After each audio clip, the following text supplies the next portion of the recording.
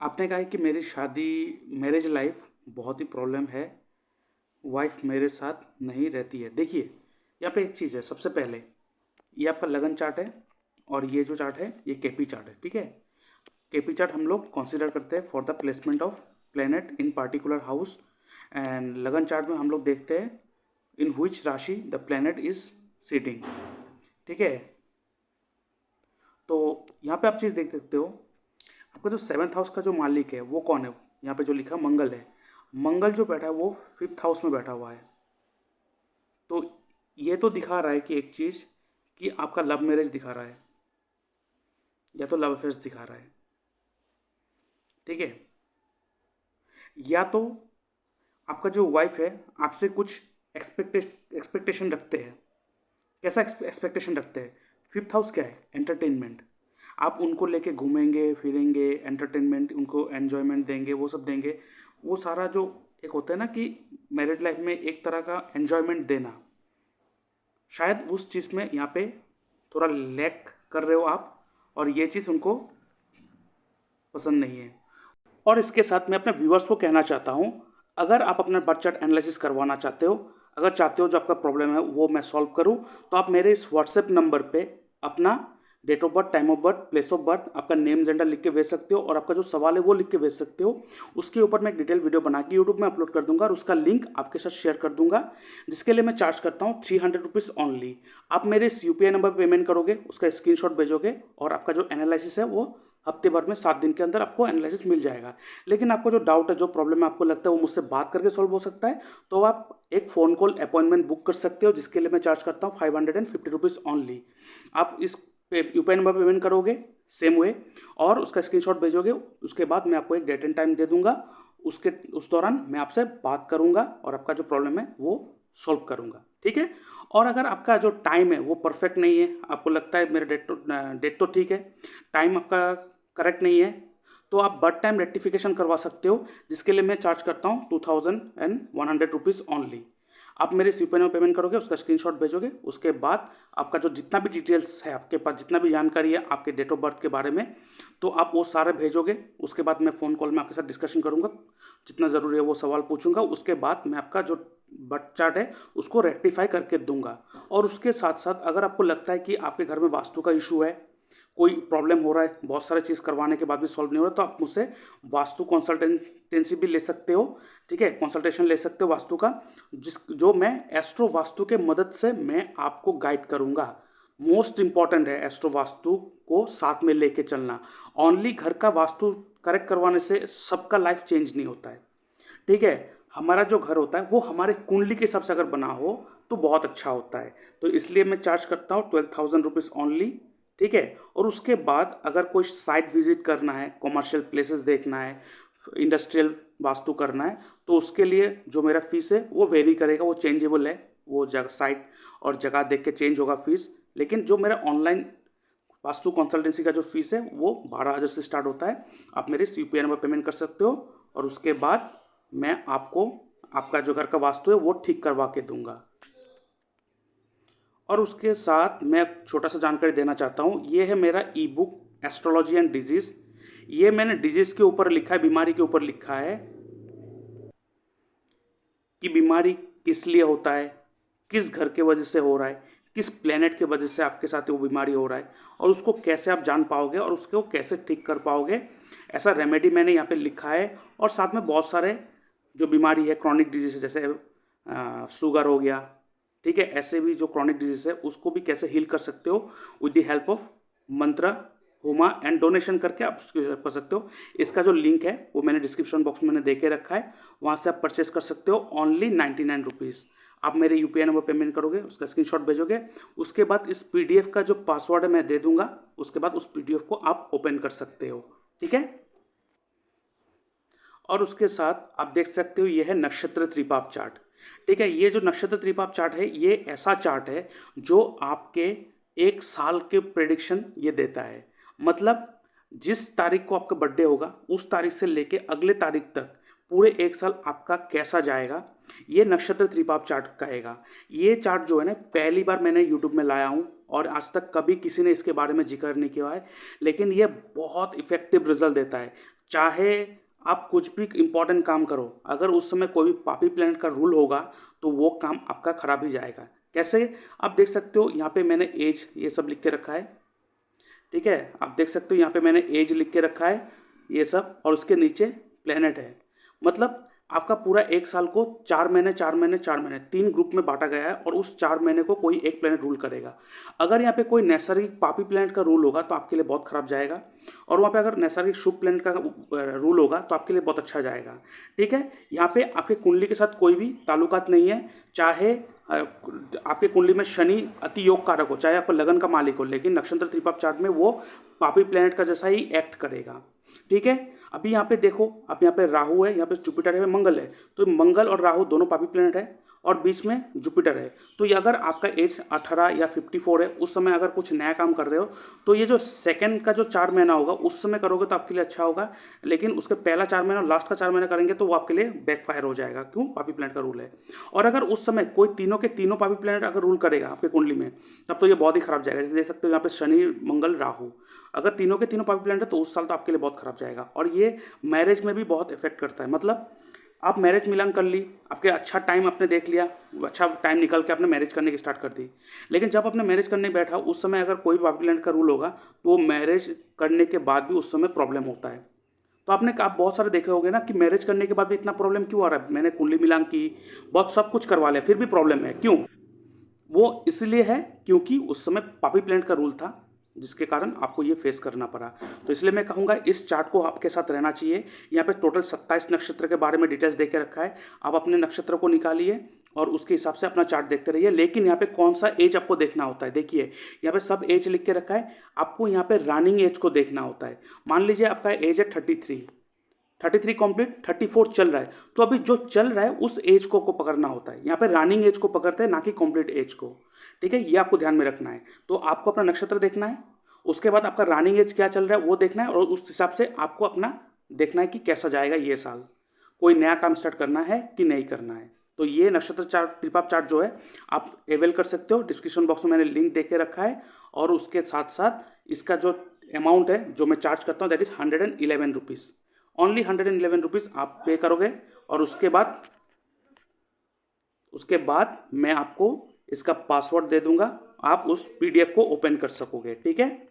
उनको थोड़ा घूमना फिरना, सिनेमा हॉल में जाना, मूवी देखना, थोड़ा एन्जॉयमेंट पसंद है जो आप नहीं कर पा रहे हो, जो मुझे लग रहा है आपके कुंडली के हिसाब से।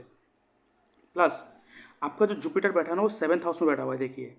और जुपिटर जिस हाउस में बैठते हैं ना उस हाउस का एनर्जी को दबा देते हैं, क्योंकि जुपिटर जो है ना वो बहुत ही हैवी प्लेनेट है। और जुपिटर जो है ना आपके कुंडली में 6th हाउस का मालिक है और 3rd हाउस का मालिक है, ठीक है। देखिए 6th हाउस का मालिक जब 7th हाउस में बैठते हैं, 6th हाउस क्या है, रोग, ऋण एंड शत्रु। तो शत्रु आपका वाइफ ही आपको अपने शत्रु मानने लगे, मतलब आप दोनों में कुछ ना कुछ प्रॉब्लम, कुछ ना कुछ टेंशन ऐसे होते रहते हैं लगातार।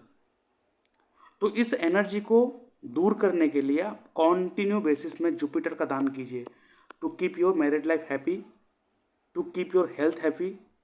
आप देखोगे ना, आप अपना शादी छोड़ दीजिए, आपके साथ ऐसा होता है ना कि आप जब भी किसी ना किसी लिटिगेशन या अपने दुश्मन के साथ पड़ते हो ना, वो आपके ऊपर हावी हो जाता है, आप उसको दबा नहीं पाते हो, और जिसके कारण आप ना बहुत टेंशन में आ जाते हो, ठीक है। और 6th हाउस में कोई क्रूर प्लेनेट बैठना बहुत अच्छा होता है। एक्चुअली आप लगन में देखो तो, लगन चार्ट में देखो तो मंगल तो 6th हाउस में है, लेकिन एक्चुअली वो 6th हाउस में नहीं है, वो 5th हाउस में चला गया। तो यहाँ पे खाली होने के कारण आपका जो है ना दूसरों के ऊपर वो जो जीत होता है वो नहीं कर पाते हो। प्लस इस चीज़ को वेरीफाई करने के लिए अगर मैं नीचे जाऊँ, ठीक है, अगर मैं नीचे आऊँ और यहाँ पे अष्टवर्ग को मैं चेक करूँ, यहाँ पे देखिए ये रहा आपका 7th हाउस, 7th हाउस में कितना है 28 पॉइंट, और आपको पता है 8th house is the house of problematic. तो 7th हाउस का 8th हाउस कौन सा है, 2nd हाउस, इसमें भी कितना आ रहा है 25। इसका मतलब दोनों का पॉइंट सेम है। अगर इस हाउस में कम पॉइंट आता तो मेरे टाइम में इशू कम होता, ज़्यादा होता तो बहुत ज़्यादा होता। तो यहाँ पे सेम पॉइंट है। तो मैरिज लाइफ में क्या है ना, मैरिज लाइफ में वो जो इशू है वो उतना ही है जितना आपका मैरिड लाइफ का कंडीशन है, ठीक है एक्चुअली 28 से कम, 28 is the average, but 7th house में 28 से कम आने का मतलब आपको अपने मैरिड लाइफ को ठीक रखने के लिए बहुत ज़्यादा मेहनत करना पड़ेगा, थोड़ा ज़्यादा मेहनत करना पड़ेगा अपने मैरिड लाइफ को ठीक रखने के लिए। तो जैसे कि जुपिटर जो है ना वो आपके 6th हाउस का मालिक है। 6th हाउस क्या है, सेवा। तो आपको क्या करना है पता है, ब्राह्मणों की सेवा करो, ब्राह्मणों को सेवा करो। येलो कलर से दूर रहो, येलो कलर का कोई भी चीज़ धारण मत करना, ठीक है। हल्दी की दान करो मंदिर में जाके, जिस मंदिरों में पूजा पाठ नहीं, जिस मंदिरों में लंगर लगाता हो। देखिए जुपिटर जो है ना वो बहुत ही सात्विक प्लेनेट है, वो ब्राह्मण को दिखाता है, वो मंदिरों को दिखाता है। तो इसलिए जो जुपिटर का दान है ना वो हमेशा ब्राह्मण जैसे लोग, मंदिर जैसे जगह, ऐसे जगह पे होना चाहिए हमेशा, ना कि किसी को भी आप दे दो, नहीं। क्योंकि जुपिटर का दान, जुपिटर की एनर्जी रखने वाले व्यक्ति ही उसको धारण कर पाएंगे। इसलिए ब्राह्मण को हल्दी देना या येलो कलर का स्वीट्स दान करना, उनको खिलाना, ये आपके मैरिड लाइफ को बहुत सही रखेगा। तो आप जुपिटर का या चना दाल, मूंग दाल, ये सब मंदिरों में दान करो जहाँ पे हर दिन खाना बांटता हो। तो ये आपको रेगुलर बेसिस में करना है, ठीक है। और उसके साथ साथ आपके आस पड़ोस में किसी अगर लड़की का शादी है या लड़का का भी शादी हो, ठीक है, जिसका भी शादी हो, वहाँ पे हल्दी का रस्म होता है। तो आप उस जगह पे हल्दी का रस्म के लिए जो हल्दी चाहिए ना वो खरीद के उनको दे दो। तो ये आपके मैरिड लाइफ को धीरे धीरे ठीक करेगा। देखिए एक रात में कुछ नहीं होता है, ये आपके मैरिड लाइफ को ठीक करेगा, ठीक है। तो जुपिटर का जो एनर्जी है ना उसे थोड़ा लो करना पड़ेगा, ठीक है। और जैसे कि देखो आपका जो सूर्य है वो 11th हाउस का मालिक है और 11th हाउस में ही बैठा हुआ है। तो ये अच्छा है कि एक तरह से आपका जो इच्छा है वो पूरा करवाता है। लेकिन क्या है ना, आप अपनी इच्छा, अपने मन को लेकर, अपनी इच्छा को लेकर इतना व्यस्त हो जाते हो कि बाकी सबको इग्नोर हो जाते हैं। और इसके कारण क्या होता है ना, आपके वाइफ जो है ना वो आपसे तंग हो जाते हैं कि अपना में ही लगे रहते हैं। मेरे जो थोड़ा इच्छा है जो कि मुझे लेके घूमेंगे, मुझे लेके थोड़ा इधर जाएंगे, रेस्टोरेंट जाएंगे, हम लोग ये करेंगे, ये नहीं हो पा रहा है। तो मैरिड में ना सब चीज़ ज़रूरी होता है, मैरिड लाइफ को ठीक रखना। तो इस चीज़ को आपको मेंटेन करना पड़ेगा। दूसरा चीज़ मैं देखना चाहता हूँ कि आपका 7th हाउस क्या दे रहा है। क्या 7th हाउस आपको मैरिड के लिए दे रहा है कि नहीं दे रहा है। 7th house is marriage. अभी 7th हाउस का सब लॉर्ड कौन है, मर्क्यूरी। मर्क्यूरी किसके नक्षत्र में बैठा है, मंगल के नक्षत्र में बैठा है, मार्स के नक्षत्र में बैठा हुआ है। अभी मार्स क्या दे रहा है आपके घर में, आपकी कुंडली में देखिए। देखिए मर्क्यूरी जो है ना वो 7th हाउस दे रहा है, नो डाउट। लेकिन मर्क्यूरी का जो नक्षत्र लॉर्ड है वो भी 7th हाउस दे रहा है, बढ़िया है, आपके मैरिज हाउस को दे रहा है, ठीक है। मैरिज हाउस दे रहा है, कोई इशू नहीं है। बस यहाँ पे इशू एक चीज़ क्या है, वही जो मैंने कहा, आप जुपिटर का दान करवा दो, ठीक है। और अभी जो आपका दशा चल रहा है फिलहाल वो चल रहा है राहु का। और राहु तो आपको पता है वो अपना रंग तो दिखाएगा। और राहु जो बैठा है ना अपने ही नक्षत्र में बैठा हुआ है, ठीक है। और राहु जो दे रहा है ना वो दे रहा है, देखिए 4th हाउस दे रहा है, ओनली 4th हाउस।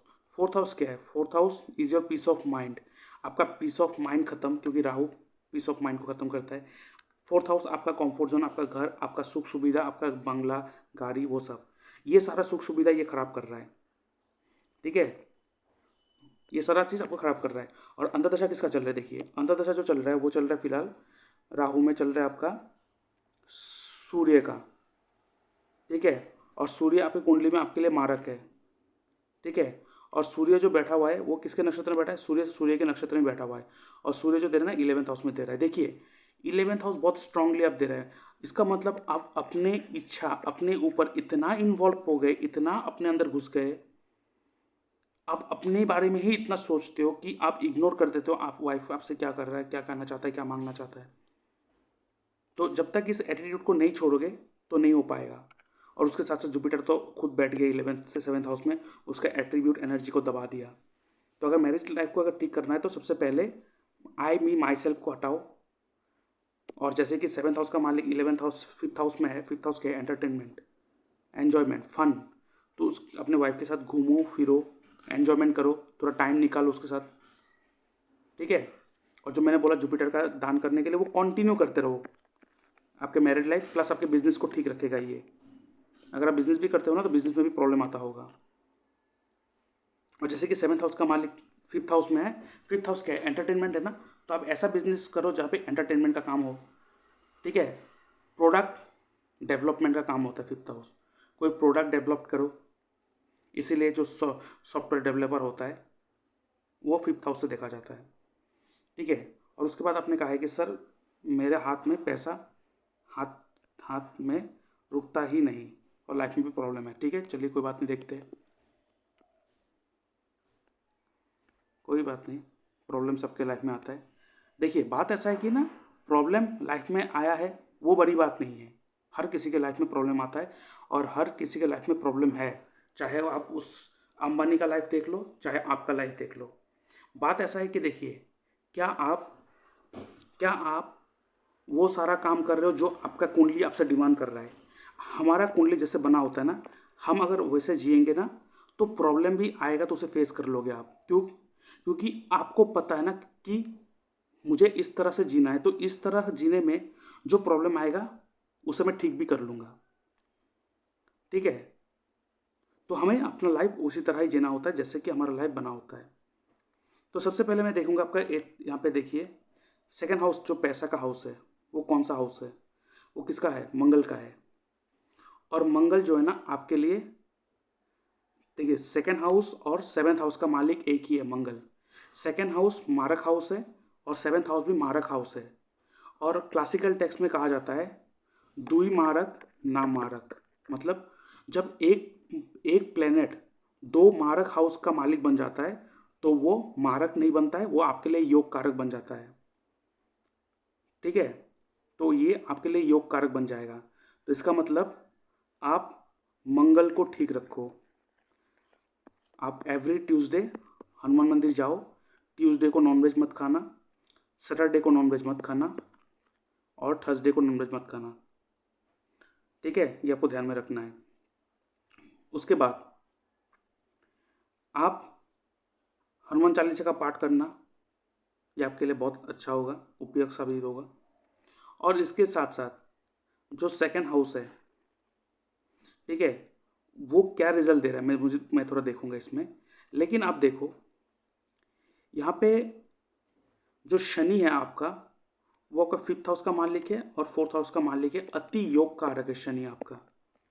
और शनि जुपिटर के राशि में बैठा हुआ है लेकिन 2nd हाउस में बैठा हुआ है। तो जुपिटर शनि जो बैठा हुआ है ना वो 2nd हाउस में बैठा हुआ है और मंगल जो है देखिए वो 5th हाउस में बैठा है। इसका मतलब 5th हाउस का मालिक 2nd हाउस, 2nd हाउस का मालिक 5th हाउस, इंटरचेंज हुआ है हाउस। इसका मतलब आपको अगर पैसा चाहिए तो आपको 5th हाउस का काम करना पड़ेगा। 5th हाउस का काम क्या है, कोई प्रोडक्ट डेवलपमेंट, एंटरटेनमेंट का काम करना। तो अगर आप 5th हाउस को ठीक रखोगे ना तो आपके मैरिड लाइफ को भी ठीक रहेगा। तो अल्टीमेटली आपको 100% फोकस देना है 5th हाउस का काम करना। 5th हाउस क्या है, टीचिंग का काम करना, टीचिंग रिलेटेड काम करना, प्रोडक्ट डेवलपमेंट का काम करना, सोल्यूशन प्रोवाइडिंग काम, कोई भी काम ऐसा हो जो सोल्यूशन प्रोवाइड करता हो, ठीक है। और जैसे कि 8th हाउस क्या है, ऑकल्ट है। 8th हाउस का मालिक कौन है, वीनस। और वीनस आपकी कुंडली में कहाँ जाके बैठा है, आप देखो वीनस जो बैठा है आपकी कुंडली में वो आपके देखिए यहाँ पे 9th हाउस में बैठा हुआ है, यहाँ पे नहीं बैठा हुआ है, ये नहीं देखना है, 9th हाउस में बैठा हुआ है। 9th हाउस क्या है, लक है। ये क्या कह रहा है, जब 8th हाउस का मालिक 9th हाउस में भी जाके बैठा हुआ है तो ये आपके लक को खराब कर रहा है, लक में कुछ ना कुछ प्रॉब्लम दे रहा है। इसका मतलब आप अगर ऑकल्ट का काम करोगे तो ये लक भी आपको सपोर्ट करने लग जाएगा, ठीक है। लाइफ में जो इतना सारा प्रॉब्लम है क्यों हो रहा है, क्योंकि अल्टीमेटली हमें अपने लक हमें सपोर्ट करना चाहिए। तो लक क्यों सपोर्ट नहीं कर पा रहा है, क्योंकि 8th हाउस का मालिक वो खुद जाके 9th हाउस में बैठा हुआ है। और 9th हाउस क्या है, आपका लक है, आपका किस्मत है। तो कहीं ना कहीं अगर आप कुछ ना कुछ धोखेबाजी का काम करोगे 8th हाउस में तो 9th हाउस खराब हो जाएगा। तो आप एक काम कीजिए, आप ऑकल्ट में जुड़ जाइए, ठीक है। या तो आप एक काम कीजिए, आपके लिए मैं बेस्ट सॉल्यूशन दे रहा हूँ। आप एवरी फ्राइडे आप दुर्गा मंदिर में जाइए, दुर्गा माता का विजिट कीजिए और हर रोज दुर्गा सप्तशती का पाठ कीजिए। दुर्गा सप्तशती का जो पाठ होगा ना, ये आपके लाइफ को मिरेकल्स कर देगा, मतलब मिरेकल कर देगा आपके लाइफ में। वो आपके लाइफ को जो चेंज कर देगा पूरा। आप मतलब आप मतलब शॉक्ड हो जाओगे, ऐसा मिरेकल हो जाएगा दुर्गा सप्तशती का पाठ करना आपके लिए। और जुपिटर जैसे कि 7th हाउस में है, तो आप जुपिटर का दान करो किसी मंदिर में जाके, ये मैरिड लाइफ को ठीक करेगा। और अपना जो बिजनेस है, जो प्रोफेशन है, वो 5th हाउस का करो। 5th हाउस का क्या है? 5th हाउस 5th हाउस जैसे हो गया आपका कोई इंस्टीट्यूशन का काम, एजुकेशन इंस्टीट्यूशन, टीचिंग का काम, प्रीचिंग का काम, पब्लिक स्पीकिंग, ठीक है। उसके बाद कोई ऐसा काम जहाँ पे तंत्र मंत्र यंत्र का काम होता हो, ठीक है। एजुकेशन का काम करना, ठीक है। एजुकेशन का नॉलेज लेना, पढ़ते रहना। जितना आप पढ़ते रहोगे उतना आपके लिए अच्छा है। और जैसे कि आप देख सकते हो 10th हाउस में केतु बैठा हुआ है, तो ये आपके प्रोफेशन में भी बाधा देंगे, ठीक है। तो आप ना यहाँ पे थोड़ा बहुत ऑकल्ट का सहारा ले लो, ठीक है। कोई एस्ट्रोलॉजी या वास्तु ऐसा कुछ सीखना स्टार्ट करो, ठीक है। या तो केतु का काम कर सकते हो, जैसे कि नर्सरी, गार्डनिंग, ठीक है। कोई स्टिचिंग का काम, टेलरिंग का काम, ठीक है। तो ये सारा काम कर सकते हो। जो 5th हाउस बहुत ज़्यादा इन्वॉल्व हो रहा है, तो योगा टीचर, ये सारा काम कर सकते हो, ठीक है। तो ये सारा जो काम होगा ना, ये आपके लिए बहुत ही फायदेमंद होगा,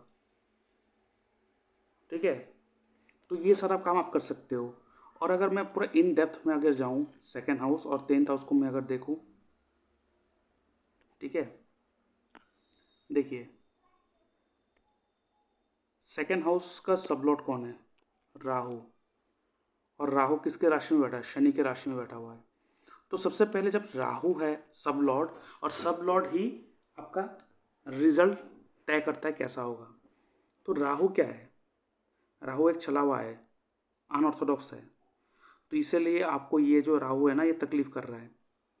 तो राहु को कंट्रोल करने के लिए आप जुपिटर का सहारा ले सकते हो, या तो दुर्गा माता का सहारा ले सकते हो। तो मैंने जो बोला ना, दुर्गा सप्तशती का पाठ करना, वो आपके लिए बहुत अच्छा होगा। ये आपके लिए बहुत ही अच्छा इन्वेस्टमेंट होगा आपके लाइफ के लिए, ठीक है। तो इस चीज़ को आपको ध्यान में रखना है। और राहु जो बैठा ना, वो किसके नक्षत्र में राशि में बैठा हुआ है? वो बैठा शनि के, सॉरी, राहु जो बैठा हुआ है वो बैठा है राहु के ही राशि में बैठा हुआ है। देखिए, और सॉरी, राशि नहीं, यहाँ पे राशि देखना होता है। सो शनि के राशि में बैठा हुआ है राहु। तो शनि कौन से हाउस को दे रहा है आप देखो।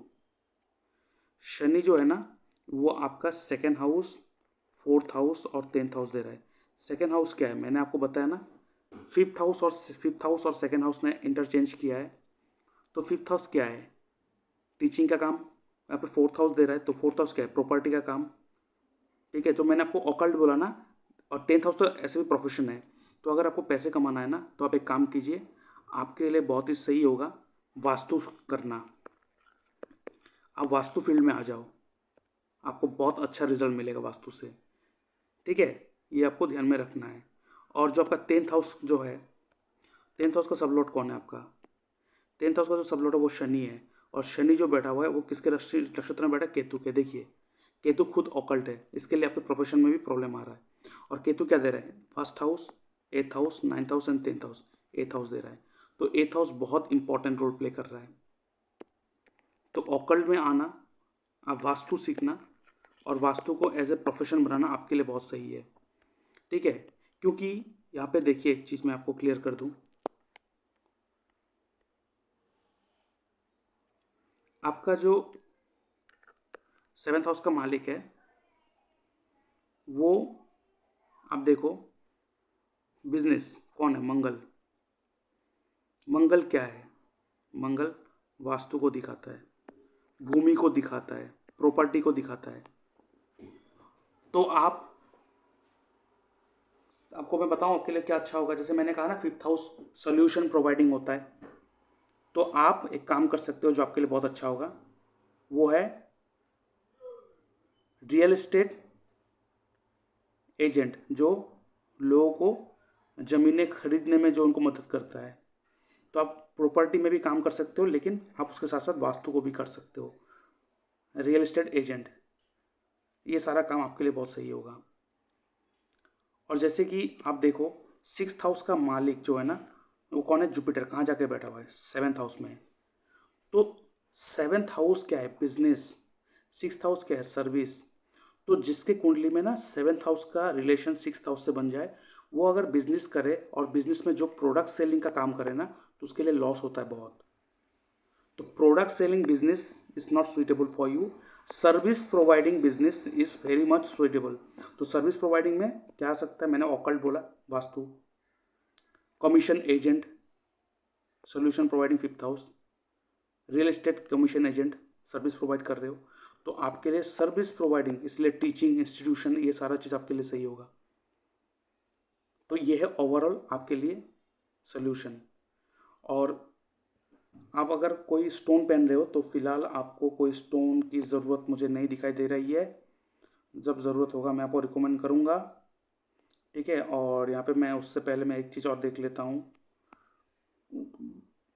देखिए, मैरिज लाइफ आपका ठीक है, नो डाउट। बस वो जो मैंने कहा ना, जो आप में प्रॉब्लम है, वो प्रॉब्लम को ठीक कीजिए, उस डोनेशन को कीजिए, आपको रिजल्ट मिल जाएगा।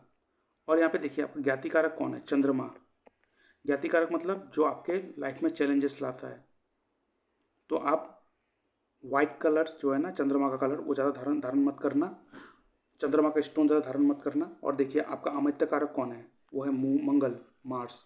अमृत कारक means the planet who has a responsibility to govern your profession and wealth. दो चीज़ को गवर्न करता है, बहुत इंपॉर्टेंट प्लेनेट है।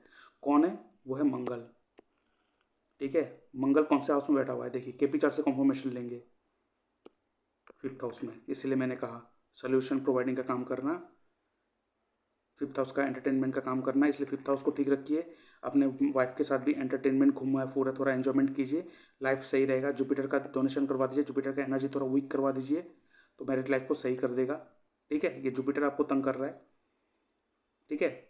और मैंने कहा कैसा? आपको सर्विस ओरिएंटेड बिजनेस, बहुत सारे बिजनेस है सर्विस ओरिएंटेड। आप सर्च कीजिए। यहाँ पे मैं नहीं कहने वाला कि कौन सा चीज़ में आप हाथ डालो, क्यों?